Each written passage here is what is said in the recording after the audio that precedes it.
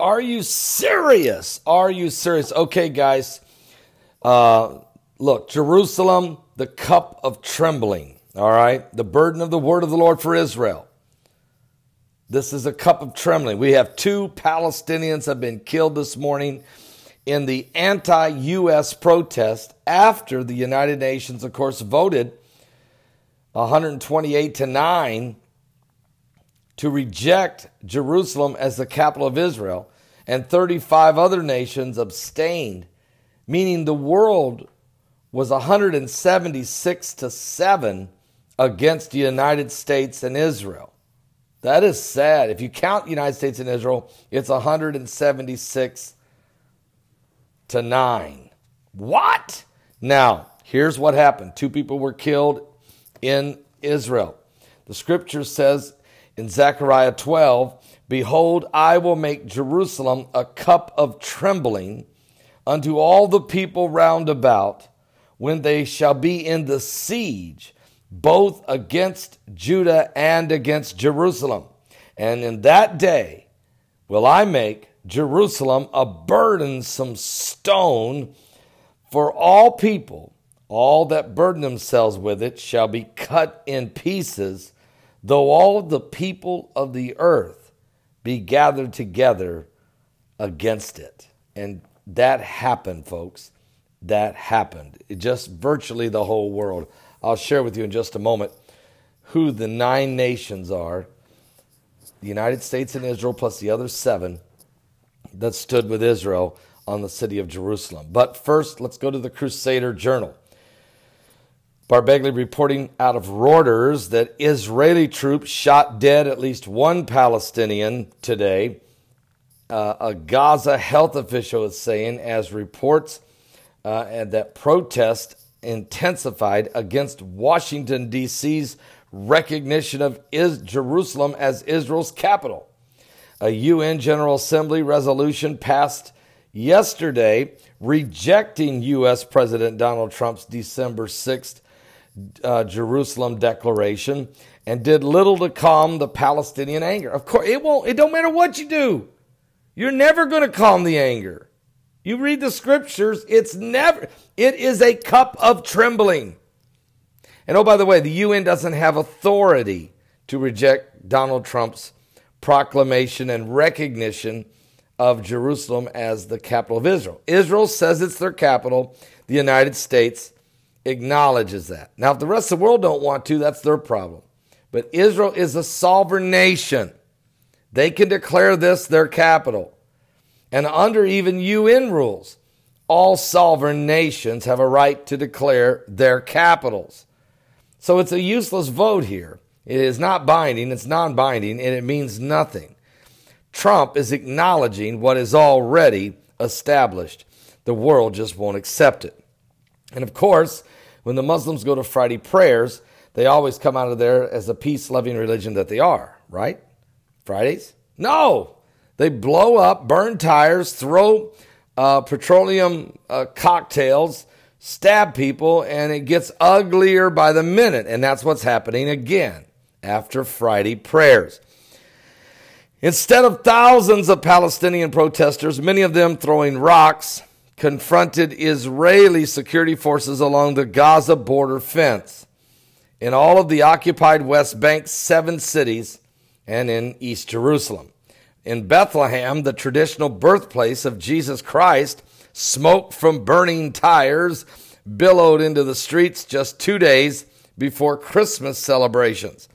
Israeli gunfire killed two Palestinians in a confrontation in the southern Gaza Strip.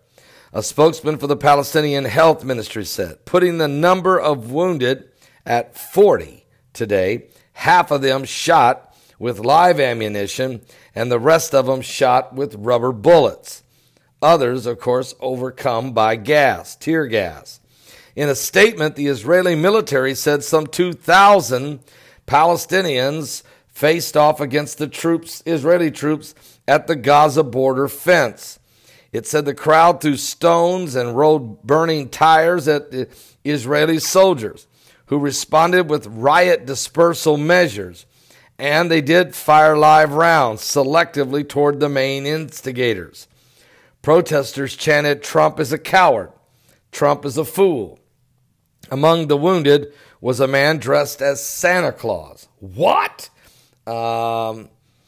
Palestinian health officials said at least one Palestinian suffered a live bullet wound in the West Bank, and some 30 protesters were hit by rubber bullets. The military putting the number of demonstrators at about 1,700 people and the injured at 6, said troops faced firebombs, rocks, and burning tires. Protests have been held daily since Trump's announcement on Thursday, December 6th, and the United Nations General Assembly approved a resolution calling for the United States to drop recognition of Jerusalem, a city revered by Jews, Muslims, and Christians, as Israel's capital. But Palestinian President Mahmoud Abbas, in a Christmas message, called Trump's move an insult to millions of people worldwide, and also to the city of Bethlehem. Now, Israel considers Jerusalem its eternal and indivisible capital.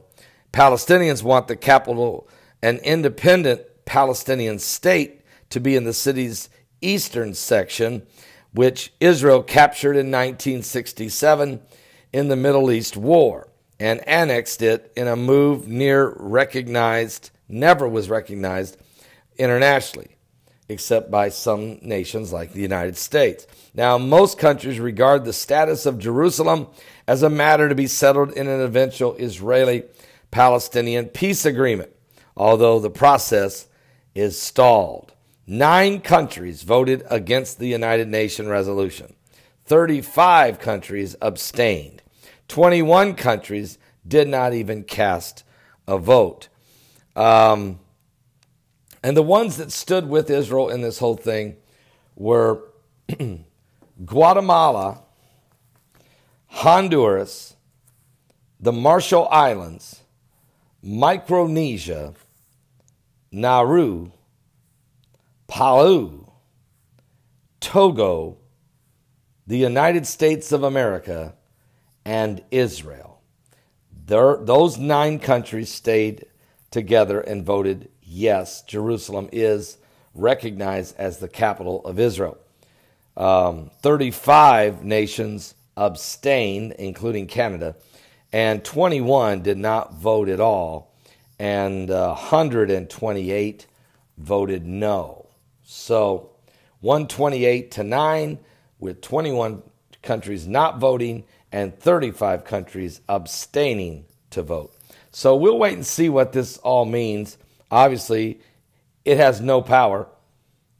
Israel declares that Jerusalem's its capital, so Jerusalem is the capital of Israel. And if only the 9 total nations in the world want to recognize that, so be it. But that is the way it is. Okay, we'll see how this all plays out. But if you're looking at this from a biblical prophecy standpoint, the pieces are coming together exactly like the Bible said they would.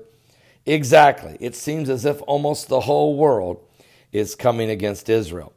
It is a cup of trembling, Jerusalem, a cup of trembling, a burdensome stone for all people.